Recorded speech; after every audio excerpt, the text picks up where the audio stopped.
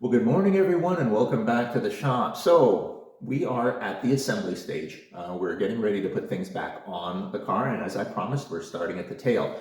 Now, one thing I wanted to tell you is again, and I've said this before in a lot of my videos, is that my videos are not here to reproduce what others have done. That's why, there's other people who are better at this than I am, obviously, and more experience, and that includes Joe Daddy's Garage. So if you go over to Joe Daddy's Garage, Barry has done this on multiple models of these cars in years, and so all of this has been done. Go there because he's done a fantastic job, better than I can do. But as I've always said, my videos are to show some of the unique things in this car, and of course, as you know, we have aftermarket, a lot of things in this car, and of course that's what we will be videoing, things that are unusual. But things that are also going to be on my videos are things that get me a little cranked. And one of the things that got me cranked is this. This is the original piece. Now, if we take a look at the original piece for this car, there's dead center. I've marked it with a pen. So if I flip this over dead center, you're going to see on this side there's a notch. So that notch is allowing me to take these pins, slide them along, and get them out. And that's what that notch is. They go in, they slide, and then they lock in, right? And this is now locked in.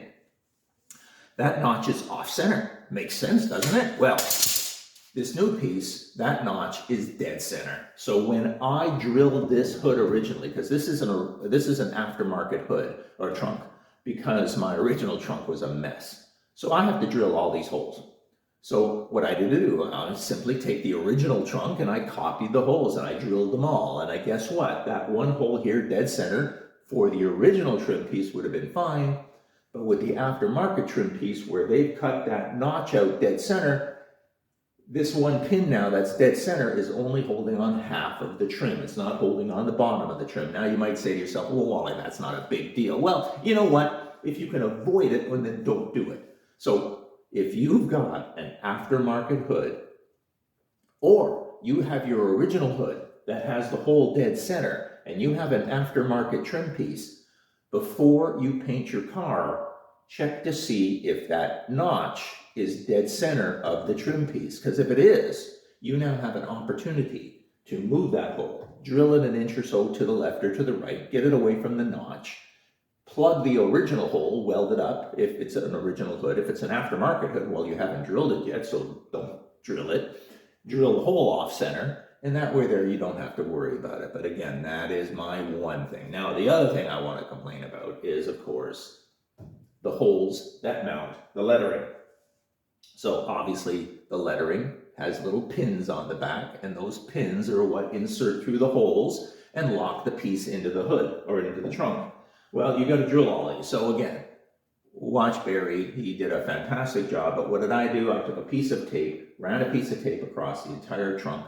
I used this body line as my flat line, which means the tape is now parallel. And then of course you can mark dead center and then just use a ruler and measure off, and there you go. And again, the trick I used was simply then once all of these were laid out, I took each individual letter where they're supposed to go, put them where they were, and I simply gave a little bit of a press, and that marked the tape, and now you can just drill the holes. Done. But here's where it gets a little different. They want you to drill the holes with a 1/8 inch drill bit, and that 1/8 inch drill bit gives you the hole that, so you can put the little inserts in, which then lock the pins in. Well, guess what? You drill a 1/8 inch hole, you paint the car, paint gets into the hole, you then have to use a 1/8 inch bit to ream the paint back out, which I tell you is a lot of swearing. And once you get that ream back out, now you can put the little pins back in. Well, guess what? If I would have drilled the original deck then using a 5/32 or a 9/64 drill bit, which is just slightly bigger than an 1/8, right? Think about it. 9/64 is only 1/64 of an inch bigger than an 1/8, or 5/32 is 1/32 of an inch bigger than an 1/8. And that way there, what would have happened is I would have drilled this with, let's say, a 5/32 bit. I would have painted, paint would have gotten into it. But now when I come back with my 1/8 inch bit to ream it out, I would have left a 1/32 inch thick layer of paint inside the hole. Why is that important? Well, as Neil Young says, rust never sleeps. And the idea is, if I drill this with a 1/8 inch bit, and then I ream it out with a 1/8 inch bit, I'm going to expose the metal in there, right? The hole. So now what do I have to do? I have to go get paint, put paint in the hole to now stop it from rusting, and then I can put the inserts in and put the letters in. If only I would have drilled these out, as I said, with a 5/32 or a 9/64, I would leave some paint in there and I wouldn't have to worry about it. Anyways, as I said, the two things I found that could have been done better, and I hope I helped in those. But let's ream this out, which of course I love, just taking sharp objects on my fresh paint. I fantasize about it all the time. So let's ream these out without a lot of swearing, so I'm not going to record myself, and then let's get on to the next step. Okay, I'll show you one. I won't swear. So again, this is a 1/8 inch. It's the kind that has the drill bit extension on it, which makes it really easy to twist. There's a hole here again, and what I'm doing very lightly, so I'm using two hands, one for guide, one for spinning, very lightly just start to cut the surface paint away, because if you drive real quick in there, it's going to pucker up, it's going to pull the paint away, and that's what happened on the first two holes. Again, that's why I didn't record it, so that you didn't hear me swearing. Nice and easy. This is going to start cutting through the paint, and then once you start getting in there, then you can see the bits starting to bite. You can see the bits are biting now, and that's fine because I'm already past the original place of the paint, and now we're through. And you can see it's clicking around, but that's, again, like I said, that's the paint coming off that's bonded to the steel. And what you're going to find now is, although there's a bit of a raised edge there now, because again, when this was going in, it's going to pull the paint. It's a drill bit. It wants to pull things out. That's why nice and easy to begin with. But once you get that out, you got a little bit of a raised spot. But you know what? That clip's going to go in there, and maybe I'll just give it a nice little tap down, and then that clip will flatten my paint back out, and then we can put the letters on. But first thing I'm going to do is go get my brush, some paint, and we're going to start putting these little clips into these holes, and then we'll start putting the letters in. And of course, best for last, but I just thought I'd show you just the one thing. So obviously I had reamed out the holes. They're now 1/8 inch. I have not put the inserts in yet, and that's important, because what you want to do is take your letter and drop it in. And when I mean drop it in, I mean drop it in. If there's any binding whatsoever, you've got to fix that first. And that could just be paint residue, that could be anything. But if there's binding, think about it. Once I put those inserts in, it'll make it worse, because those inserts are going to take up some space. And when these pins try to drop in, they're not going to be able to go in, and it's going to splay or compress these pins, and it's not going to sit right. So you have to make sure that on each of these letters, before you put the inserts in, after you've reamed them out, make sure that that fits in there and there's a little wiggle room. And that's because that'll be taken up by the inserts. If you don't, you're going to have a hard time getting these in. So let's just get those inserts in, and we'll then put the final letters to rest. So I've got the last two inserts here, and they only give you enough for the letters. Amazing, isn't it?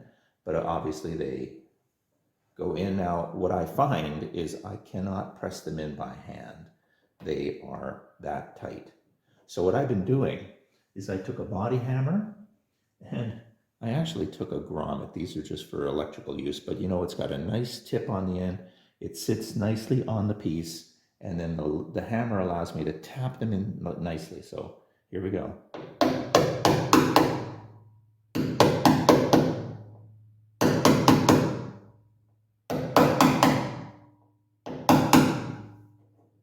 There we go. So the idea is that that is now flush with the body, and I can now put in the letter, and hopefully these line up, pin on one, pin on the other, and drive it home. There we go. We now have, and let me back this up for you. Mustang. Now, closing today's video, because it's covered a lot of stuff and I just wanted to keep it fairly short. And also, I'm not ready to put the extensions on yet. So this is a good opportunity to ask everybody for their opinion. Now, we spent a long time getting these lines as good as we could. And I was originally just going to bolt these on just as you see them. So metal to metal, with the paint being kind of the buffer between the two. But I remembered I had bought the extension seals for this thing a long time ago, and I have a pack of them, so I got 2 packs actually for the front and rear. But I just wanted to show you something that might be an option, and I want your opinion. If I take the seal and I put it in, but I put it in the back, you see, it's not coming across the top. You're not going to see the rubber on the outside. But this really is a way to separate the front and the back, or the 2 pieces. So it simply sits inside of the channel, and as you can see now, it's a rubber gasket almost. Now if I take the 2 pieces and put them together, that rubber gasket now is giving me a fairly hard reveal line, you know, and I kind of like this. So I'm kind of looking for your opinion.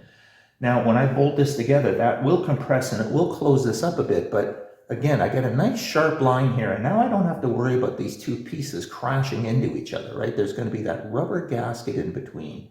And it, like I said, it keeps a nice reveal line across the top and on the back. And again, just looking for your opinion on that. It'll keep all the water out because it is a rubber seal.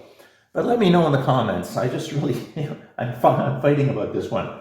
I kind of like that look, but it could just be me. Anyways, I'm going to let you go for today. Thank you so much. If you enjoyed the video, hit that like button. And I'll see you in a couple of days after I get the valance and the bumper, or I can't get the bumper on, but the valance on and the lights on and everything. We'll come back to this, and either we're going to bolt it together with or without the rubber, and then we'll just move on from there. Anyways, thank you so much for joining, and I'll see you later.